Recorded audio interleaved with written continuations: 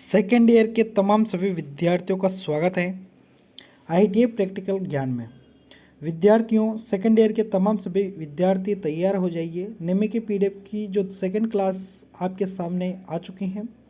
Second class जिसमें अपन और आगे 20 क्वेश्चंस करने वाले हैं। जैसा कि आपको पता है फर्स्ट क्लास हो चुकी है जिसमें इसी जनरेटर के 20 क्वेश्चंस किए थे। आज भी इसी से आगे चलेंगे। आज भी अपन डीसी जनरेटर से 21 नंबर के क्वेश्चन से शुरुआत करेंगे। क्वेश्चंस बहुत ही शानदार हैं। आपको पता है कि सारे क्वेश्चंस पीडीएफ से ही आते हैं, इसलिए आपको पीडीएफ ही पढ़नी है। तो आप रेगुलर तरीके से हमारे साथ जुड़े रहिएगा। आपको पूरी की पूरी पीडीएफ हम इस क्लास के थ्रू सॉल्व करवाएंगे। तो आप रेगुलर तरीके से पूरी क्लासों को ज़रूर देखना। बारी बारी से जो क्लासें आएगी उन तमाम सभी क्लासों को आपको देखना है, जिससे आप क्या करोगे कि सारे के सारे क्वेश्चनों को अच्छी प्रकार से याद कर पाओगे और एग्ज़ाम में ज़्यादा से ज़्यादा अंक आप प्राप्त कर पाओगे और बैक आने का तो डर आपकी क्या हो जाएगा, समाप्ति ही हो जाएगा, है ना। तो चलिए शुरुआत करते हैं अपन पहले क्वेश्चन से। पहला क्वेश्चन आपके सामने जो कि क्या है, पहला क्वेश्चन जो कि है आपके सामने क्या है, तो आता है क्वेश्चन आपके सामने। पहला क्वेश्चन आपके सामने है, क्या एक डीसी जनरेटर के आर्मेचर कोर पटलित हैं। मतलब कि क्यों एक डीसी जनरेटर के आर्मेचर कोर पटलित हैं। मतलब कि किस लिए आर्मेचर के जो कोर होते हैं उनको लेमिनेटेड किया जाता है। पटलित का मतलब होता है लेमिनेटेड करना। तो क्यों लेमिनेटेड किया जाता है, क्यों पटलित किया जाता है। तो देखिए, पटलित करने का कारण बस एक ही होता है कि भंवर धारा हानि को कम करे। भंवर धारा हानि को कम करने के लिए क्या किया जाता है, पटलित किया जाता है। किसको, तो आर्मेचर कोर को। नेक्स्ट क्वेश्चन आपके सामने है जो कि है, डीसी जनरेटर का आर्मेचर प्रतिरोध बहुत कम क्यों है। डीसी जनरेटर जो है उसमें जो आर्मेचर होता है और आर्मेचर की जो वाइंडिंग होती है उसका प्रतिरोध बहुत कम क्यों है। तो आर्मेचर वाइंडिंग जो है उसके प्रतिरोध को कम इसलिए रखा जाता है कि आर्मेचर वोल्टेज ड्रॉप जो है ना वो कम से कम हो। तो आर्मेचर ड्रॉप जो है उसको कम रखने के लिए प्रतिरोध को क्या रखा जाता है, कम रखा जाता है। किसको, तो आर्मेचर वाइंडिंग के प्रतिरोध को। ठीक है। नेक्स्ट क्वेश्चन आपके सामने जो कि काफ़ी लेंथी क्वेश्चन, थोड़ा छोटी साइज कर देता हूँ मैं। क्वेश्चन आपके सामने क्या है कि डीसी जनरेटर की घड़ी की दिशा, डीसी जनरेटर को घड़ी की दिशा में ही क्यों चलाना चाहिए।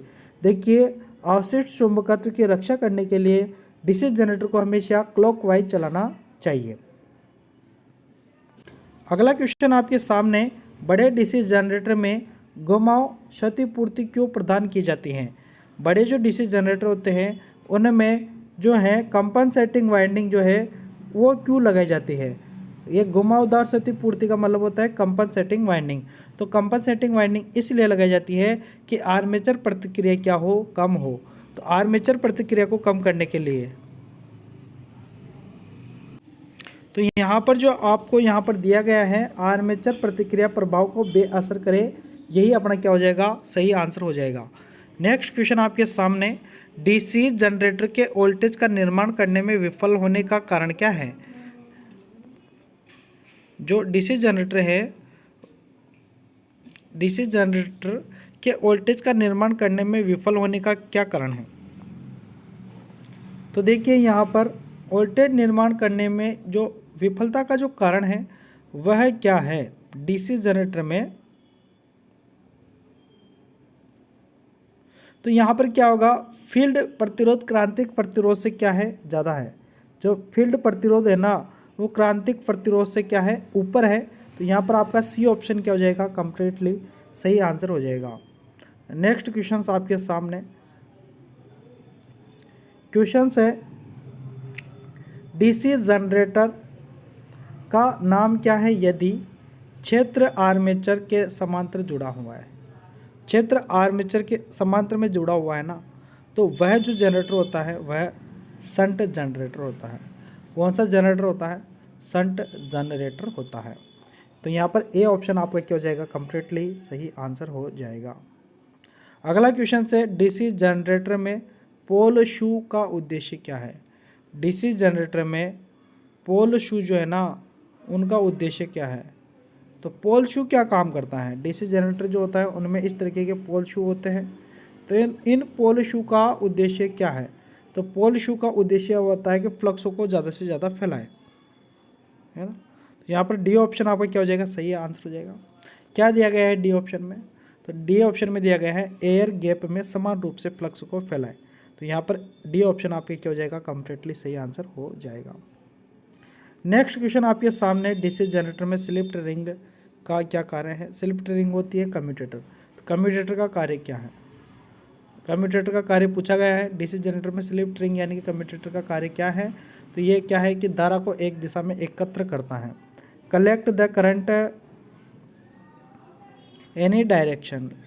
यहाँ पर धारा को एक दिशा में एकत्र करता है, एक दिशा में एकत्रित करता है, एकत्रित करता है, ठीक है। यहाँ पर दिया गया है, देखिए धारा को एक दिशा में क्या करता है? एकत्रित करता है, ठीक है। नेक्स्ट क्वेश्चन आपके सामने कि जनरेटर में ब्रश बनाने के लिए किस सामग्री का उपयोग किया जाता है? तो जनरेटर में ब्रश बनाने के लिए जिस सामग्री का उपयोग करते हैं वह होता है कार्बन और ग्रेफाइट। यहाँ पर बी ऑप्शन आपका सही आंसर हो जाएगा। नेक्स्ट क्वेश्चन आपके सामने कि क्यों डीसी जनरेटर में अवशिष्ट चुंबकत्व खो देता है? भाई डीसी जनरेटर जो होता है ना, वह अपना अवशिष्ट चुंबकत्व क्यों खो देता है? तो आप रोटेशन की दिशा को क्या कर दोगे? बदल दोगे ना। जैसे कि उसको क्लॉकवाइज चलाना चाहिए, अगर आप उसको एंटी क्लॉकवाइज चलाओगे तो क्या हो जाएगा? अवशिष्ट चुंबकत्व क्या हो जाएगा? खत्म हो जाएगा। अगला क्वेश्चन आपके सामने, एक जनरेटर में योग और ध्रुव के माध्यम से चुंबकीय सर्किट कैसे पूरा होता है? तो यह सर्किट कैसे पूरा होता है? तो देखिए, एक जनरेटर में योग और ध्रुव के माध्यम से चुंबकीय सर्किट कैसे पूरा होता है? तो यह पूरा होता है आर्मेचर कोर के साथ, आर्मेचर कोर के साथ पूरा होता है। अगला क्वेश्चन है, डीसी शंट जनरेटर में लोड बढ़ने पर टर्मिनल वोल्टेज पर क्या होता है?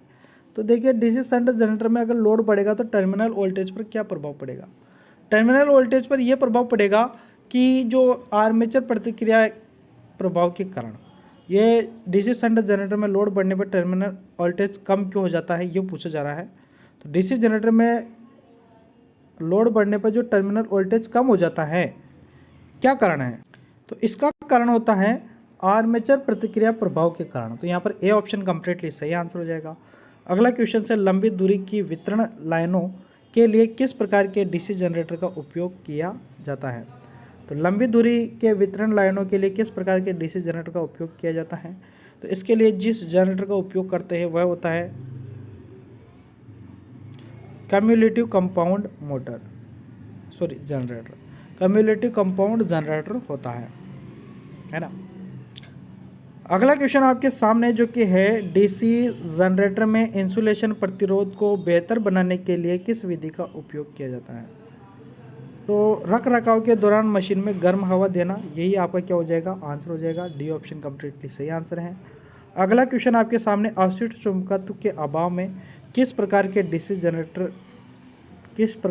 शंट जनरेटर को काम में लिया जाता है, यानी काम करता है? अगर अवशिष्ट चुंबकत्व के अभाव में किस प्रकार के डीसी जनरेटर काम करता है? भाई मान लो अवशिष्ट चुंबकत्व, आप जैसे कि क्लॉकवाइज चलाना चाहिए, आपने एंटी क्लॉकवाइज चला दिया, क्लॉकवाइज चला दिया ना, तो उसका जो अवशिष्ट चुंबकत्व है वो क्या हो गया? खत्म हो गया। अब अवशिष्ट चुंबकत्व खत्म होने के बाद में आप क्या करोगे? तो उसको क्या करेंगे अपन? अवशिष्ट चुंबकत्व के अभाव में आप किस प्रकार के डीसी जनरेटर का उपयोग करेंगे? तो इसके लिए अपन अलग से उत्तेजित डीसी जनरेटर का यूज़ करेंगे। यहाँ पर देखिए, शंट का भी नहीं करेंगे, श्रेणी का भी नहीं करेंगे, योगी का भी नहीं करेंगे। यहाँ पर अपन जिस जनरेटर का यूज़ करेंगे वह होगा अलग से उत्तेजित जनरेटर, यानी कि डी ऑप्शन अपना क्या हो जाएगा? कंप्लीटली सही आंसर हो जाएगा।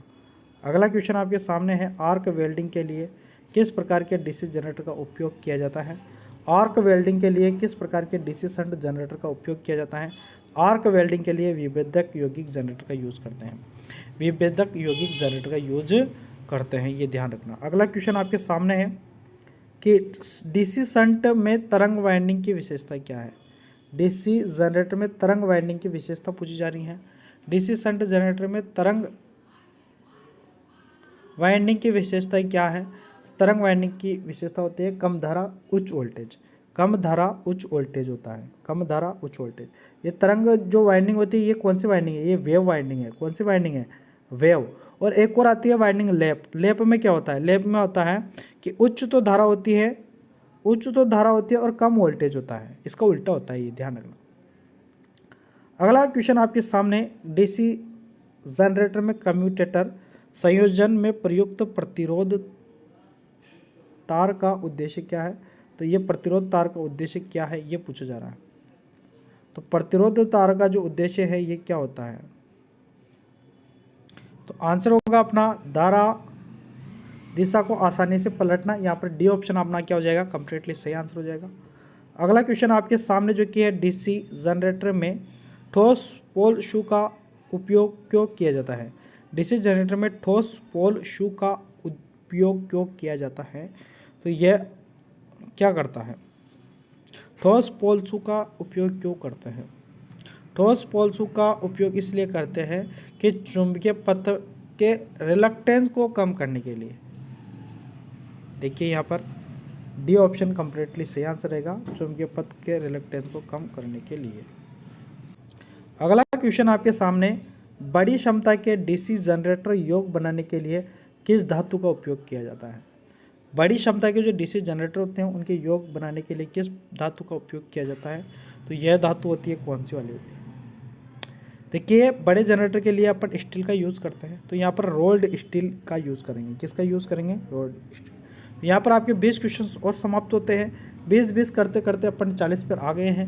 रेगुलर तरीके से जुड़े रहेंगे तो अपन पूरी PDF सॉल्व कर देंगे। ठीक है, वीडियो अगर आपको पसंद आता है तो वीडियो को लाइक करना, क्लास अच्छी लगती है तो लाइक करना, अपने मित्रों तक जरूर शेयर कर देना ताकि सभी विद्यार्थी इस क्लास का लाभ उठा सकें। ठीक है, मिलेंगे नेक्स्ट वीडियो में, तब तक के लिए धन्यवाद, शुक्रिया।